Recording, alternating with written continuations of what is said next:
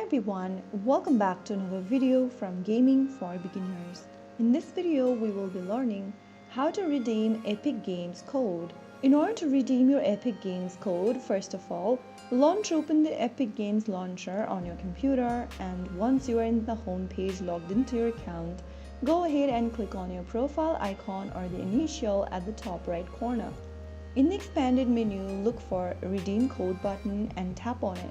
Now, on the next page, a box will appear where you can enter your code. Type in the Epic Games gift code in the text box and tap on Redeem. Follow the prompts to complete the process. The game, content, or currency associated with the code should now appear in your library or Epic Games wallet. So that is how you easily redeem a code on Epic Games. If the video was helpful, don't forget to like, share, and subscribe to our channel for more Epic Games tips and tricks. I will see you in the next video.